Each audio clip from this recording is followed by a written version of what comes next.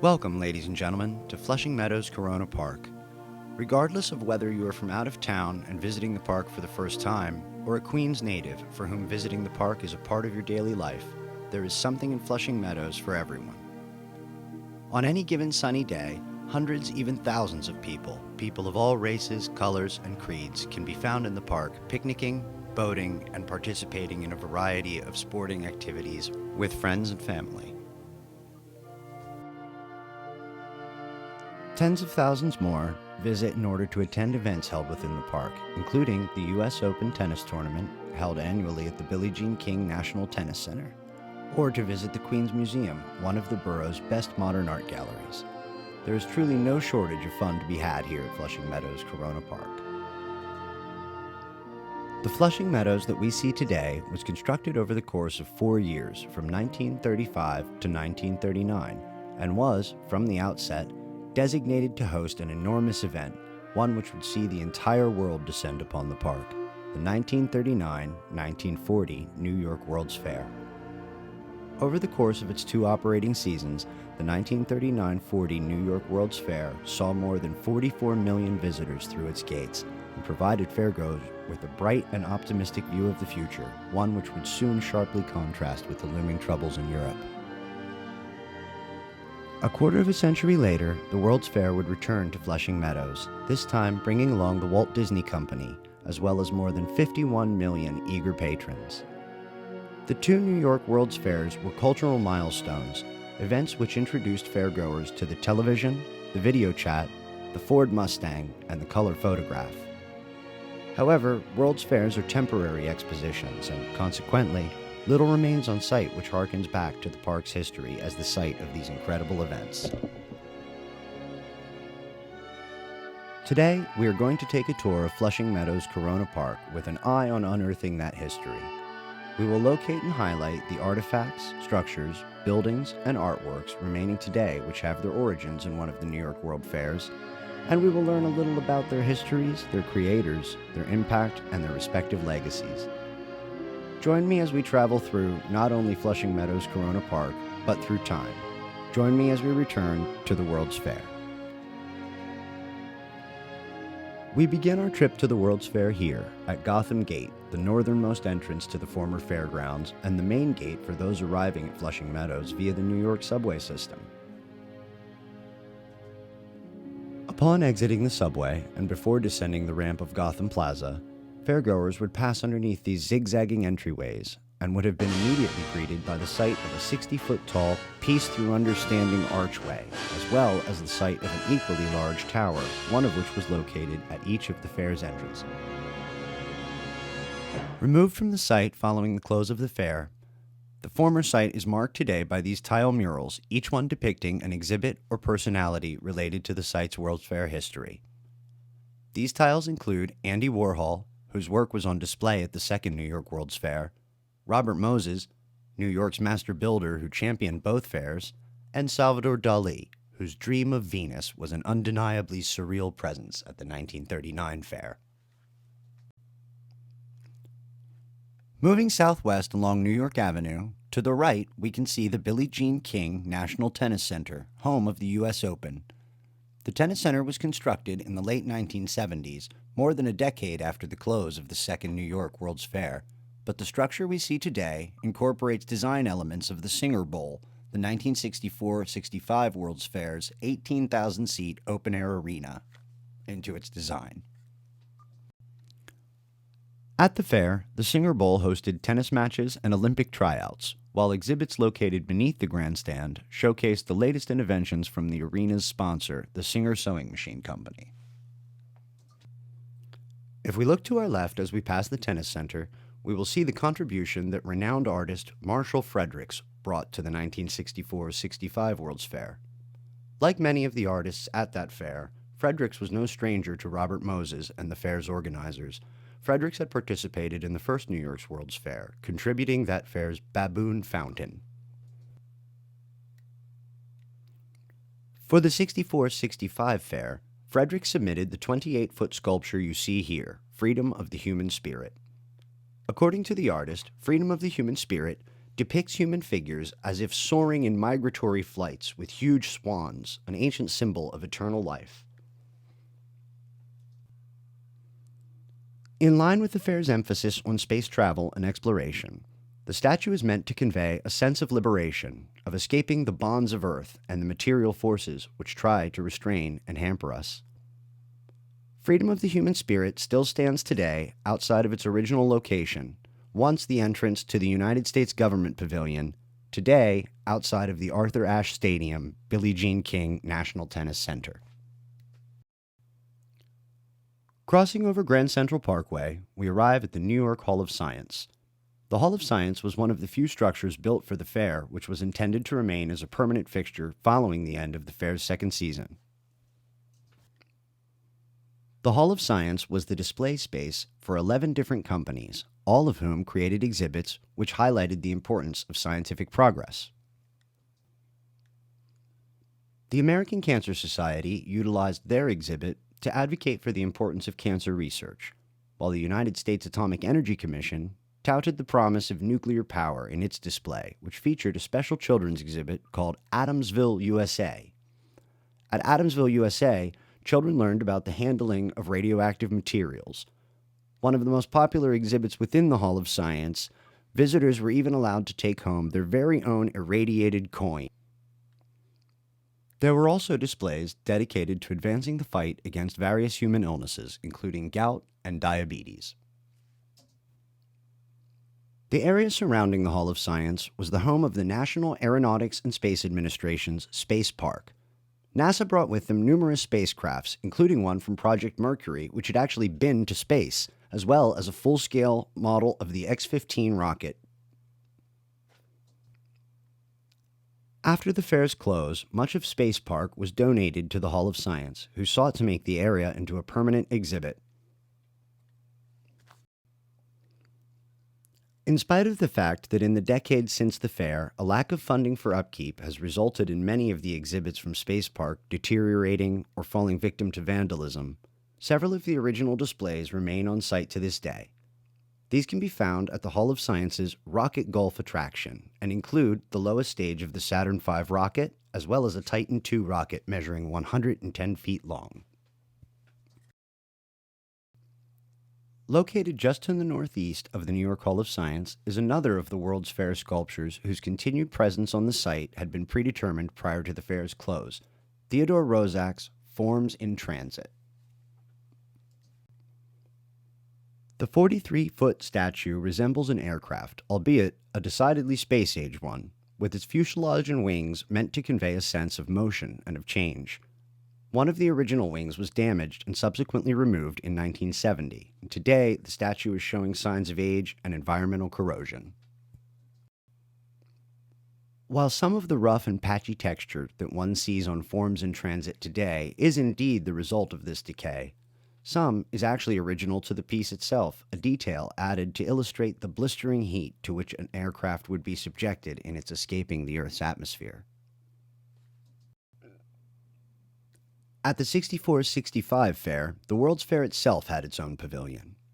During the first season of the fair, this pavilion was the expo's primary indoor exhibit space, hosting jazz concerts, Olympic tryouts, and weightlifting competitions. Following the death of British Prime Minister Winston Churchill in January of 1965, the World's Fair Assembly Pavilion was re-themed, with the entirety of the exhibit being dedicated to the life and memory of the British Bulldog. The newly christened Churchill Center housed objects and artifacts belonging to the deceased, as well as a statue of Churchill by famed sculptor Oscar Niemann.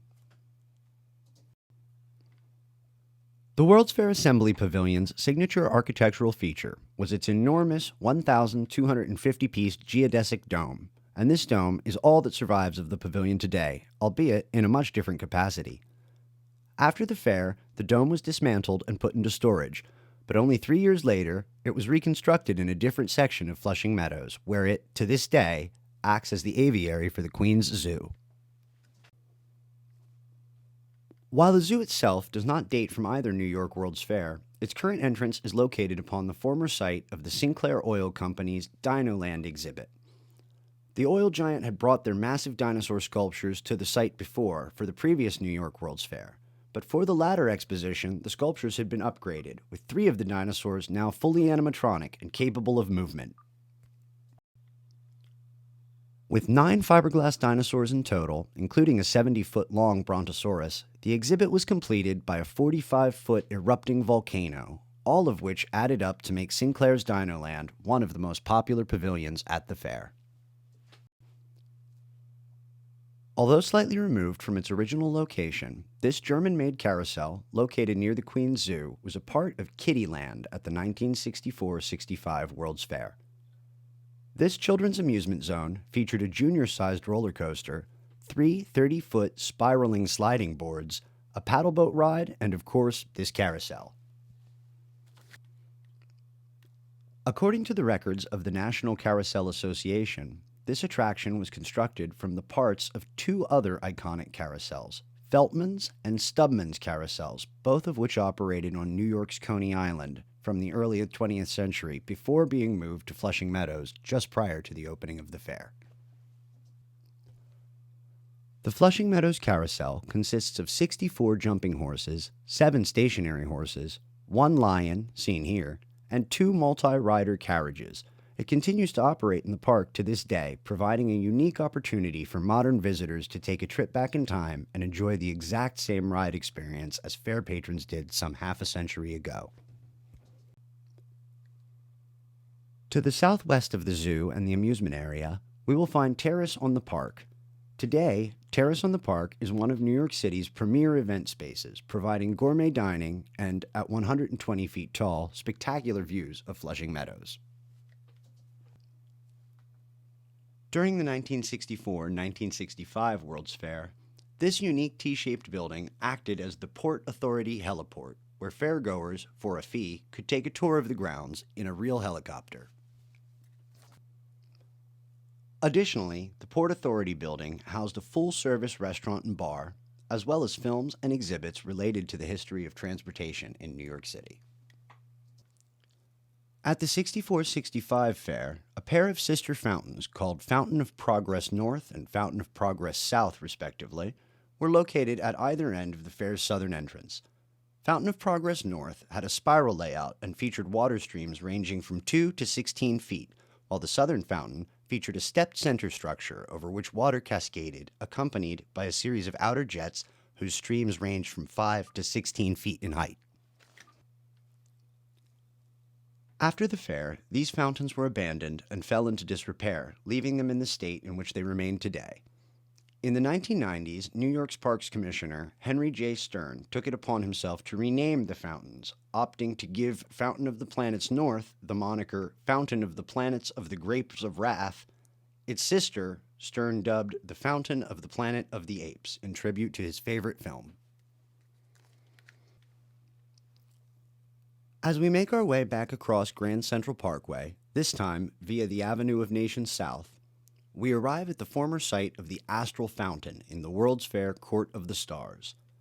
In 64-65, this fountain emitted a 70-foot-tall spout of water from a central jet, with the main blast surrounded by a star-studded, semi-open, cylindrical structure which rotated around the fountain, making it truly a sight to behold. Today, the site of the Astral Fountain is home to the skateboard park seen here. The Astral Fountain sat in the shadow of one of the World's Fair's most iconic and largest structures, the New York State Pavilion. The New York State Pavilion was comprised of 3 sections, the largest of which, the Tent of Tomorrow, was a large open-air exhibition space set in the large elliptical ring seen here. During the years of the fair, this portion of the pavilion was covered with a 50,000 square foot roof made of multicolored panels, which, on a bright sunny day, would create a kaleidoscopic effect across the floor below. On the floor itself was an enormous map of the state of New York created by the Texaco Oil Company. The New York State Pavilion played host to a series of rotating exhibits throughout the fair, including a fine arts gallery and a massive scale replica of the St. Lawrence hydroelectric power plant. The towers adjacent to the main exhibition space were dubbed the Astro Towers, and the three towers measure 60, 150, and 226 feet respectively. During the fair, the two smaller towers contained eateries, while the largest of the three was an observation deck, providing those willing to brave the heights with an astonishing view out across the fairgrounds.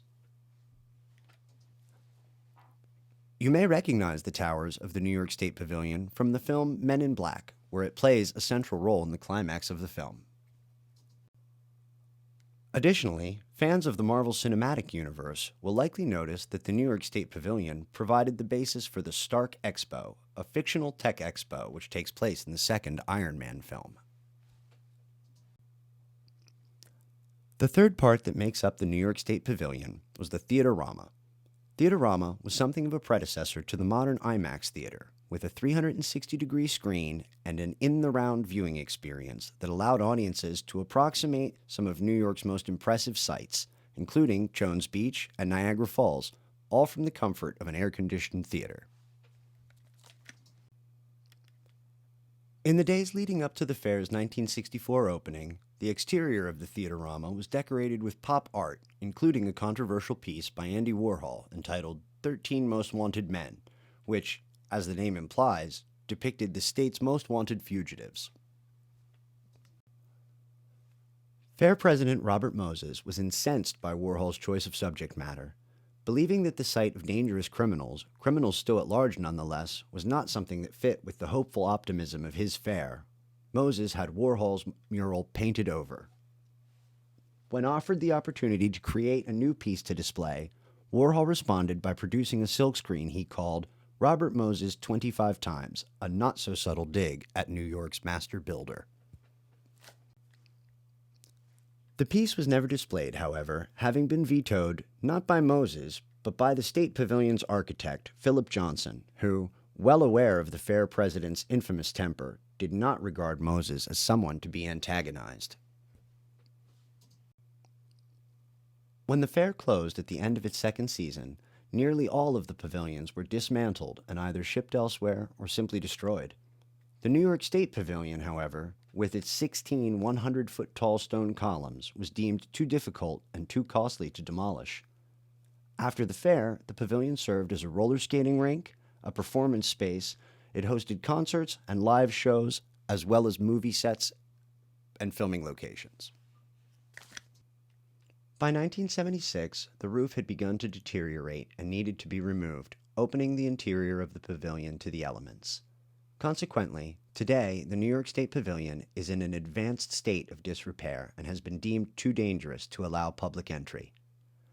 However, in 2019, the City of New York allocated more than $20 million towards the preservation and restoration of the pavilion, making it more possible than ever before that the public will, someday soon, once again be able to visit the tent of tomorrow. Before we head for the Meadow Lake Bridge, to our left is the site of the Vatican Pavilion from the 1964-65 fair. The Vatican Pavilion was one of the most popular attractions at the entire fair, and the centerpiece of the pavilion was Michelangelo's La Pieta, a sculpture often considered one of the most important works of art in the entire world.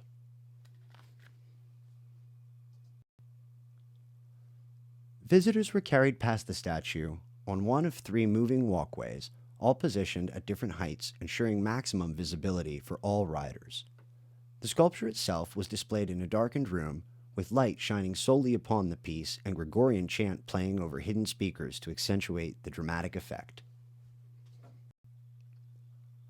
Other displays included a recreation of the ceiling of the Sistine Chapel, another of Michelangelo's masterworks, as well as of the Crypt of St. Peter, a location which the Catholic Church holds sacred and believes houses the earthly remains of the first pope.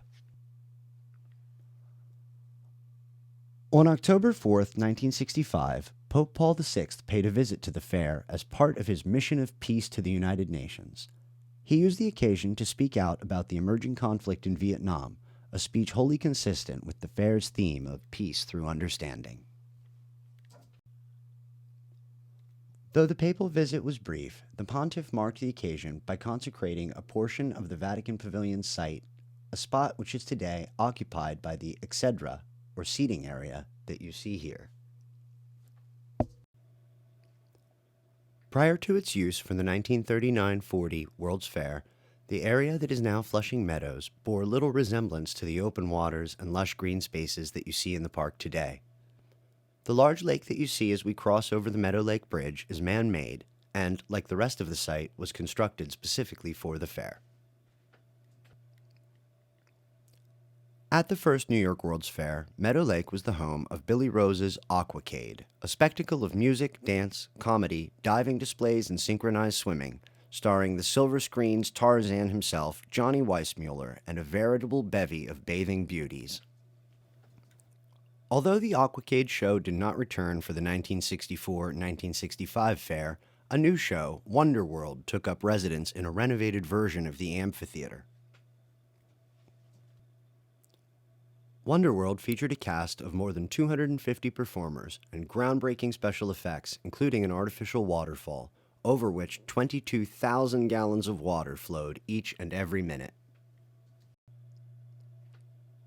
Following the closure of the 1965 season, the Aquacade Amphitheater was refitted and reopened as a public swimming pool.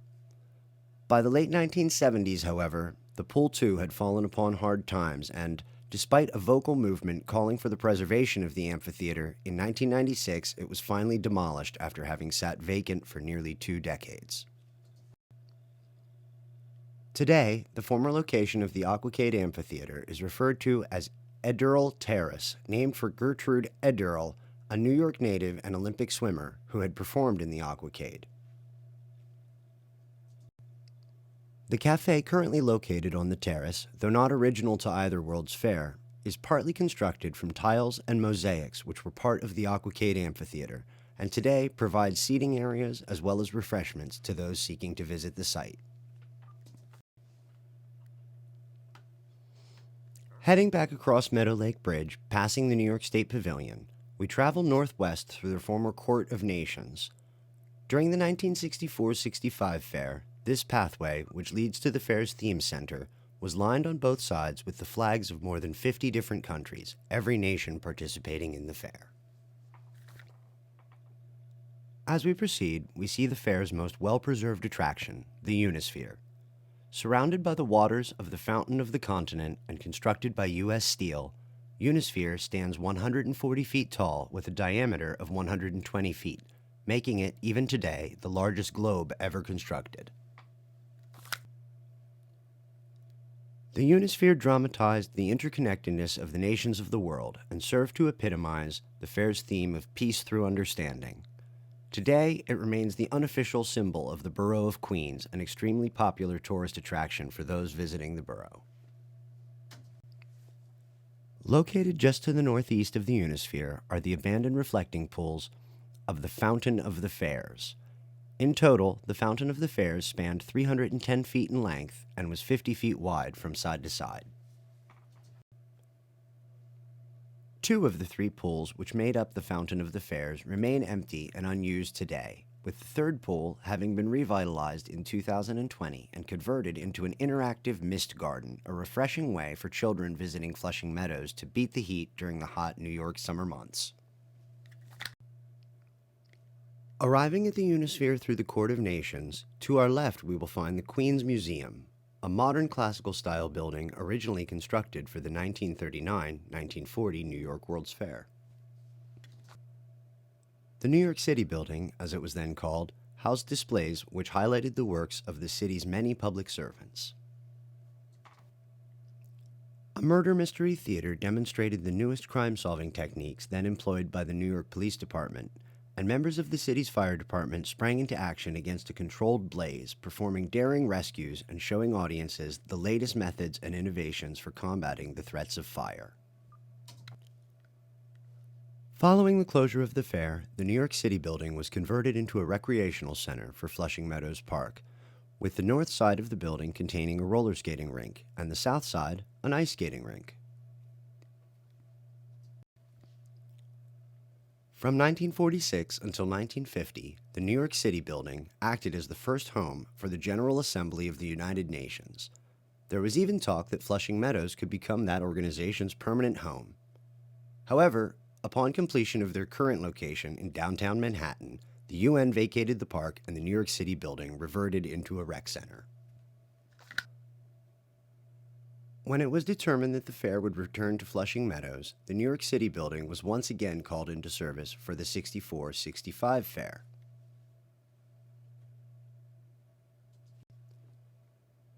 This time around, the building would house one of the fair's most impressive and most popular attractions, the panorama of the city of New York, which recreated every one of the 895,000 buildings in the city in 1 to 1,200 scale. At the fair, visitors would climb aboard a ride vehicle which would travel around a track on the ceiling, providing the rider the illusion of flying above the city and giving them a bird's-eye view. The panorama of the city of New York survives to this day, still located in the Queen's Museum, although we will have to settle for a more terrestrial point of view as the ride and ride vehicles were removed in 1970. The Queen's Museum also houses an exhibit of objects from both World's Fairs. Many of the items seen in this display were ones which were originally sold as souvenirs. Both New York World's Fairs sold hundreds of different souvenir items, including clothing, toys, books, glassware, models, statuary, and just about anything else they could print a fair symbol on. World's Fairs are ordinarily thought of as celebratory events, nations from all over the globe gathering peacefully in order to demonstrate their own respective contributions to our world. However, on the 4th of July 1940, the festivities would come to a grinding halt after a bomb was discovered in the British pavilion. Although members of the New York City Police Department's bomb squad were able to safely remove the explosive device from the pavilion and get it away from fairgoers, they were not able to successfully defuse it, and the resulting explosion killed NYPD detectives Joseph Lynch and Freddie Sosha. A variety of people and organizations came under suspicion in the wake of the tragedy, with blame attributed to the Germans, to American fascists, to the Irish Republican Army, and even to the English themselves, whom some believed had staged the event hoping to encourage American intervention in the war against Hitler. Ultimately, the mystery of who was responsible for the bombing at the World's Fair remains unsolved to this day. The plaque that we see here, located just outside of the Queen's Museum, commemorates the sacrifice of the two brave NYPD officers who died that day back in 1940, and whose quick action undoubtedly saved the lives of hundreds of fairgoers. The statue of George Washington seen here is not original to the fair, but rather it is a replica which stands today in remembrance of the site of the 1964-65 fair's Masonic Pavilion. The original was created in 1959 by Donald DeLue and presented to the Louisiana Masons Lodge. The replica found in Flushing Meadows today was commissioned by the fair's president, Robert Moses, New York's master builder.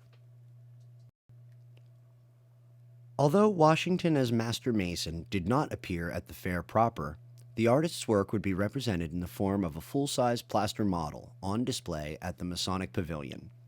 There are two other identical copies of this piece cast at the same time, one of which can be found at the Masonic Hospital in Wallingford, Connecticut, the other inside the Detroit Civic Center in Detroit, Michigan. Washington as Master Mason was not DeLue's only contribution to the 64-65 fair. Located in the World's Fair's Court of Astronauts, we find another DeLue sculpture, the rocket thrower.